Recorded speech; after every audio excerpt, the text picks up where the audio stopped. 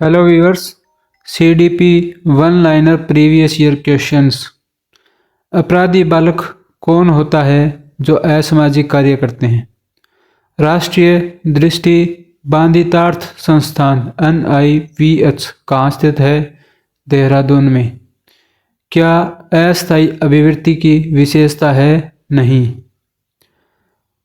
अभिवृत्ति का मतलब याद करने की क्षमता।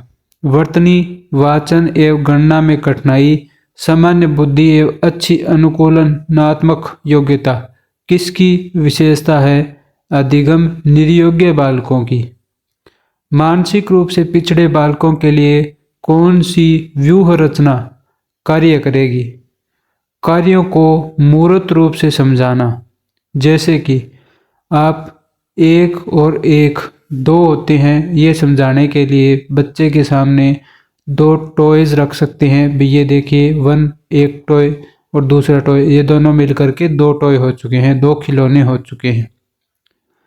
प्राय लड़कियां गणित में कमजोर होती है, यह किस पर आधारित धारणा है? लैंगिक पूर्वाग्रह पर आधारित धारणा। क्योंकि यह हमेशा सत्य हो कोई जरूरी नहीं है, लेकिन लैंगिक पूर्वाग्रह के चलते इस प्रकार की समाज में मिथ्या धारणाएं प्रचलित हो जाती है। मूल प्रवृत्तियों को 14 प्रकार से किसने वर्गीकृत किया? मैकडूगल ने। कौन से गुण अच्छे मानसिक स्वास्थ्य के नहीं हैं? बहुत विनीत, स्वयं में सीमित। लड़कों और लड़कियों के विषय में कुछ कथन नीचे दिए गए हैं, आपके अनुसार इसमें से कौन सा सही है? सही कथन जो था वो एक ही था, वो ले लिया है हमने। लड़कों को घर के कार्यों में सहायता करनी चाहिए, ये सही कथन है। विकास की किस अवस्था में बुद्धि का अधिकतम विकास होता है? किशोरावस्था में। किशोरावस्था में बालक सबसे ज्यादा बुद्धिमान हो जाता है। सिरिल बर्ट के अनुसार पिछड़े बालकों की बुद्धि लब्धि कितनी होती है? 85, 85 से कम। विकास का नियम क्या नहीं है? विशेष से सामान्य की ओर विकास का नियम नहीं है, सामान्य से विशेष की ओर विकास का नियम है। यानी कि सबसे पहले हम सामान्य काम करना सीखते हैं, जैसे कि पूरा हाथ चलाना आदि आदि। विशेष कार्य जैसे पेंटिंग करना, लिखना, ये विशेष कार्य है। पहले सामान्य काम होने के बाद विशेष कार्य पर हमारा ध्यान जाता है, विशेष कार्य में हम सक्षम हो पाते हैं। बालक के विकास का नियम क्या नहीं है? विकास बिना दिशाओं का नियम है, ये नियम नहीं है। विकास दिशाओं का नियम यानी कि दिशाएं निश्चित होती है, जैसे कि सिफालोकोडल्स है, उसमें सर से लेकर के पैर तक, या फिर पैर के टोए तक, मतलब आखिरी अंगूठे तक, या फिर केंद्र से बाहरोन्मुखी में नाभि से सारे शरीर का विकास होता है।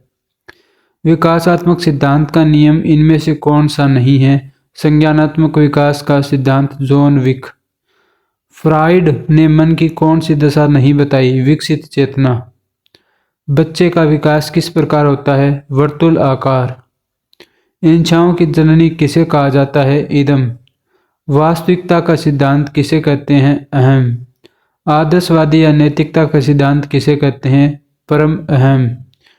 इद, ईगो और सुपर ईगो, ये तीनों हैं। इद इच्छाओं की जननी, इदम वास्तविक सिद्धांत, और सुपर ईगो ये आदर्शवादी या नैतिकता। यानी कि ऐसी अवस्था जब हम समाज के बारे में ज़्यादा सोचते हैं, खुद के बारे में कम सोचते हैं।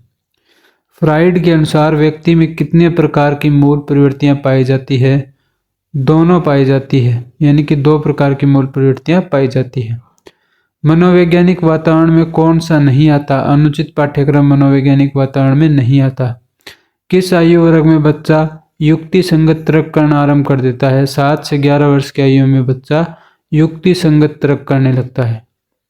डेविड अल्काइड के अनुसार काल्पनिक श्रोता एवं व्यक्तिगत दंतकथा 2 प्रेरक किस अवस्था में पाए जाते हैं? किशोरावस्था में। पियाजे के अनुसार संवेदी प्रेरक का आयु वर्ग क्या है? 0 से लेकर के 2 वर्ष। पियाजे द्वारा पूर्व संक्रियात्मक प्री कॉन्क्रीटनल आयु वर्ग कौन सा बताया गया है? 2 से लेकर के 7 वर्ष। किसके अनुसार जीवन का प्रथम वर्ष आसक्ति के विकास के लिए महत्वपूर्ण समय होता है? Erik Erikson. पूर्व संक्रियात्मक विचार की एक प्रमुख विशेषता क्या है? केंद्रवाद, यानी कि सवैये को ही केंद्र में रख करके सारी बातें करता है बच्चा, खुद को ही सब कुछ समझता है।